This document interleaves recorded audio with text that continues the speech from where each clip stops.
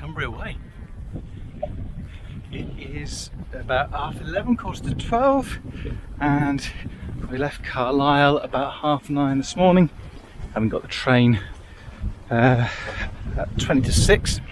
Got into Carlisle 9:30, and spent 2 hours basically just getting out of Carlisle. So the plan today is to walk to Coldbeck, and there's a campsite there and a pub about 15 miles from Carlisle to Coldbeck, and I think that's a good first day.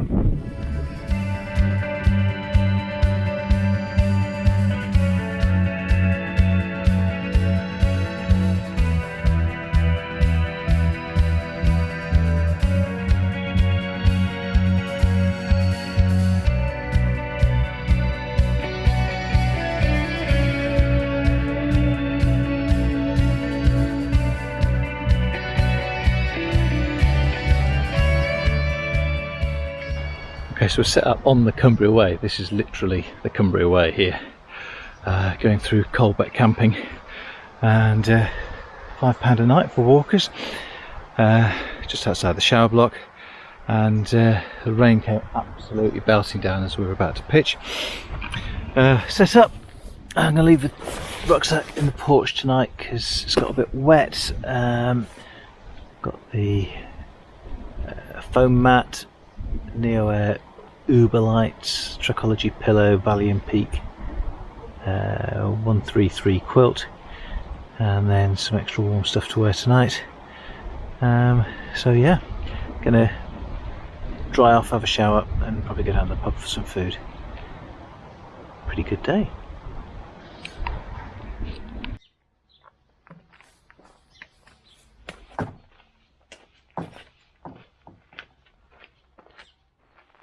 Good morning. Day 2, and we are in open access land. We are in the lakes. Heading up High Pike. It is about 9:15. We're going about an hour, and lovely day so far. Cloud over the fell tops, but there's a few gaps away to the west, and forecast is pretty good today.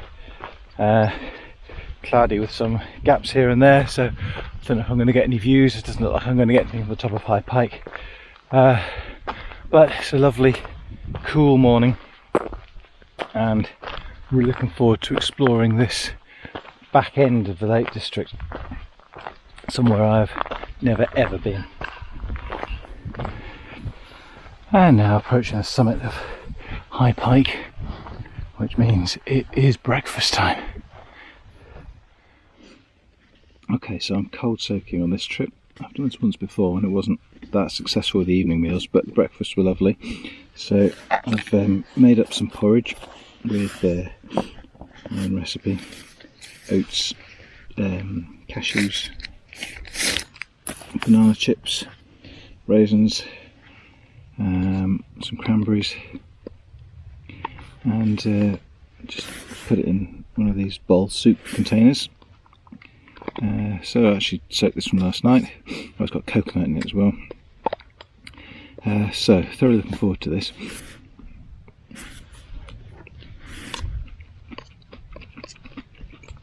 It's completely delicious.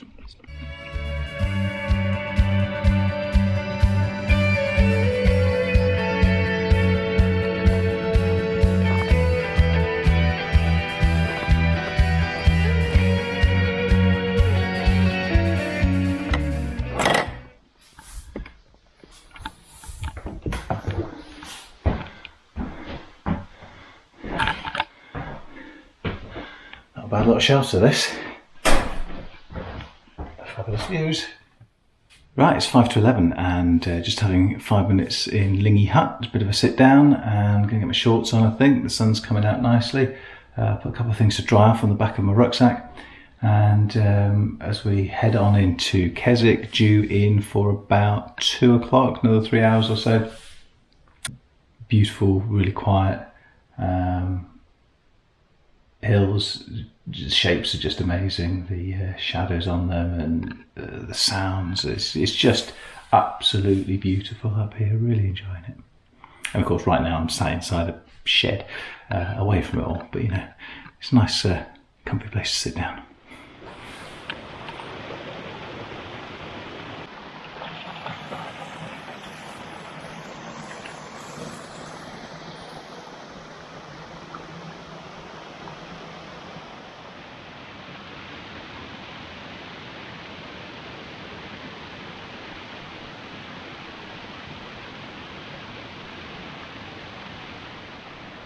So this is Carrick Mine, and according to this, it was used for extracting lead, arsenic and tungsten ore up until the 1980s.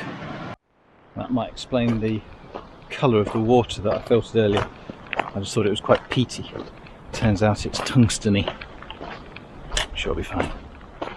Okay, it's 2 o'clock. We've just passed Skiddaw House and 5 miles left into Keswick, so 2 o'clock should be there about 4:15 probably. The section from the mine up to Skiddaw House was a bit of a slog. I didn't really feel that. This section does keep going. It's longer than you think. I'm looking forward to being in Keswick and really hoping that the campsite in Keswick has got space for me, and if not, then I'm going to have to try and be creative, but I'm sure I'll sort something out. On we go.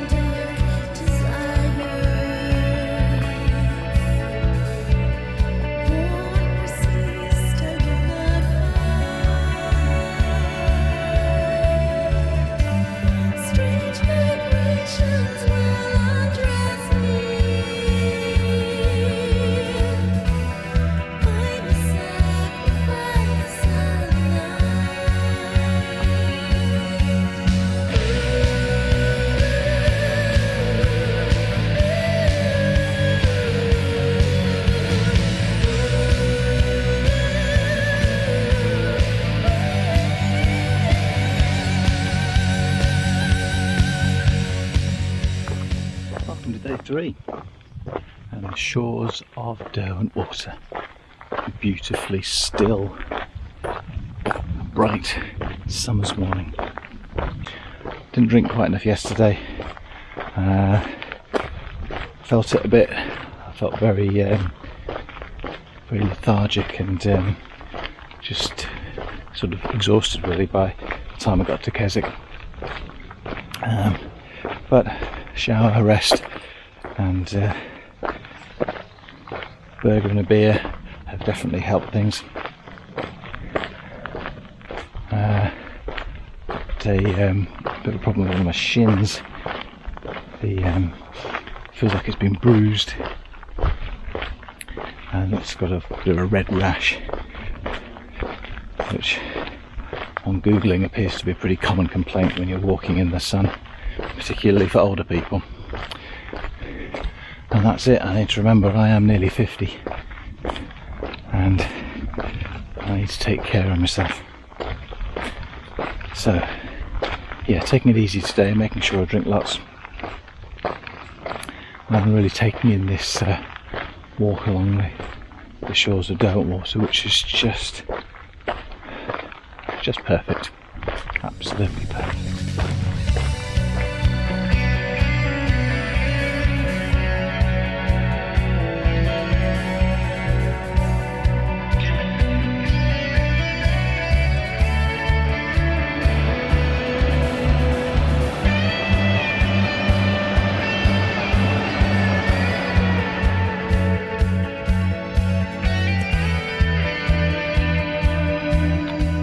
Well, it is 2:10. There is There are 7.5 miles to go. The OS app reckons that'll take me 3 hours. It's not going to take me 3 hours, it's going to take me a lot longer than that, because coming up is the ascent up Stake Pass and then the descent back down into Langdale, and both of those are going to slow me to absolute snail's pace. So I'm guessing maybe an extra couple of hours on that estimate. So looking to get into Langdale around 7 o'clock, which is about what I was thinking earlier in the day as well, so still on course for that. Had a lovely lunch at the Langstrath. Was there from 12 till 1, open at 12, so perfect timing. Sun is still out, obviously, as you can see that there are some clouds and a bit of a breeze, and the breeze is bringing the clouds over with some shade now and again, and that is very, very welcome when that happens. Right then, need to watch my feet here, it's getting a bit rocky underfoot. Off we go to the Stake Pass.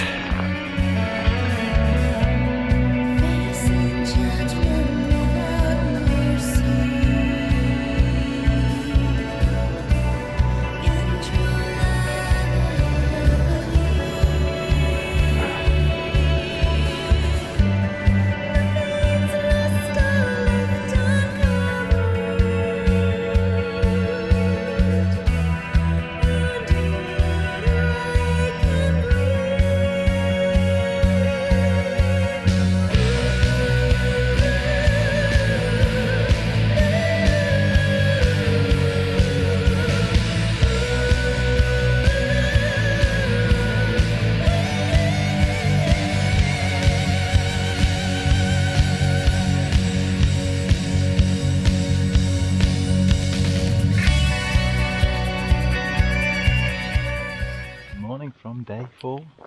It is 6:45 and today we are leaving Langdale and heading off to Coniston.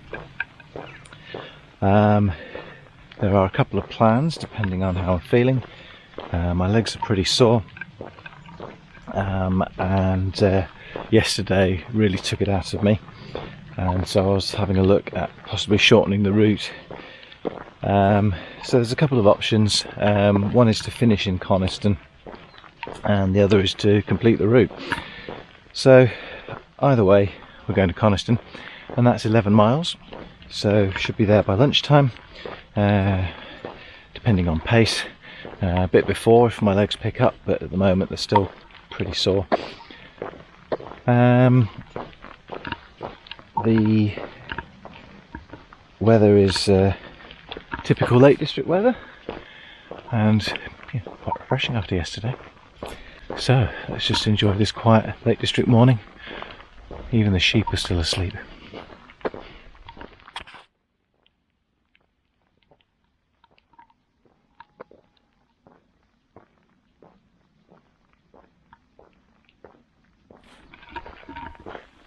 Right then, we're going 45 minutes, it's 7:30, and I'm realising I've got a bit of a problem with my shin. It started to hurt coming down past Skiddaw House on day 2, and it was just a sort of felt like a bruise, kind of like I'd been sort of kicked in the shin. Did a few stretches that evening and it was really hurting, sort of stretching my toe out. I wasn't sure if it was a muscle because it was on the front of my shin, and then yesterday morning it had come up in a bit of a red rash, just a sort of quite a small sort of rash, and looking into it, it seems to be some sort of heat related exercise thing, particularly in older people, where blood vessels come to the surface and I don't know if they burst or something happens anyway that basically makes it feel like a bruise. So yesterday morning I sort of was hobbling a little bit when I first got up, but walked it off and I didn't really notice it for the rest of the day. It was there, but it didn't impede me particularly. This morning it's got worse. A little red rash has spread to most of my shin, and it's not so much a rash, it's just a sort of a, well, it looks like a sort of a sunburn patch. And got a couple of little heat blisters as well, and the skin where it's red is numb. But the main problem is that every time I put my right foot down, it feels like I'm sort of pushing on a bruise, and my whole shin hurts with every other step. So it's meaning I'm hobbling a bit, and I can't really get any speed or pace up. Taking a couple of paracetamol, and I can still walk, but I'm now thinking, what's going to happen tomorrow if it gets even worse? Because although I can walk today, it's a bit of a struggle today, and it wasn't yesterday. Tomorrow could be, could be in trouble. There's a bus from Coniston to Windermere at just after 1, and there's a train from Windermere at about 3, and I can be home by 8. So that's the option if my leg doesn't improve in the next 3 or 4 hours.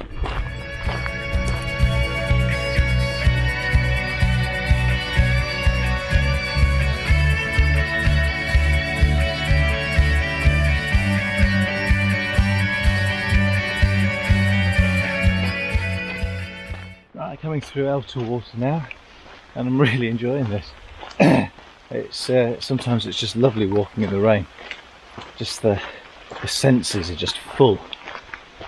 And the smell, but obviously mainly the sound. That sound, particularly walking through a woodland. It's just wonderful. So Elter Water is going to be coming into view in a few minutes by the looks of it. It's just through the trees there. Check my pace. I'm doing absolutely fine to be in Coniston. Probably an hour and a half before the bus goes. It's got a little bit easier walking in terms of my shin, but it is still hurting, and I'm not going to push it further than Coniston. So Coniston will be the end spot of this version of the Cumbria Way.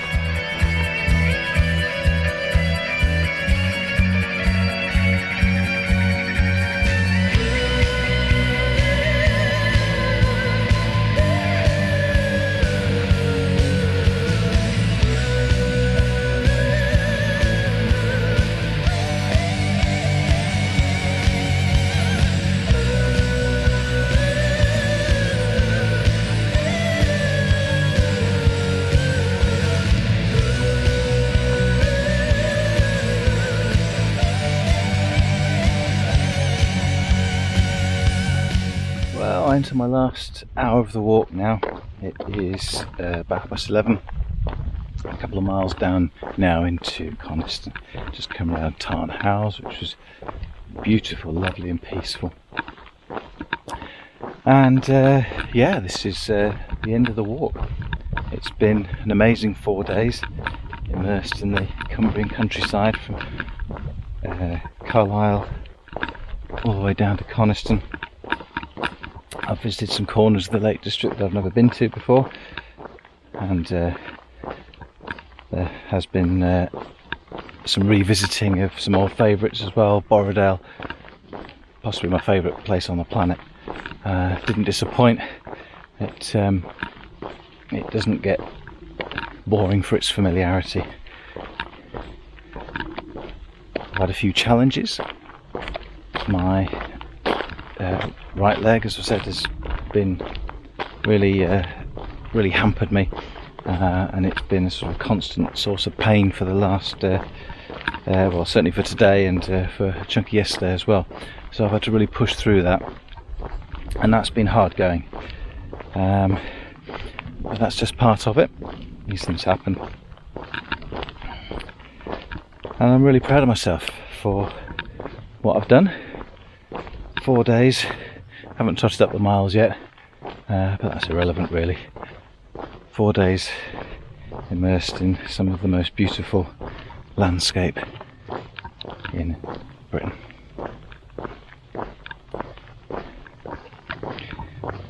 So as we go down to Coniston, I shall bid you farewell and thank you for watching, and as always, I'll see you on the next one.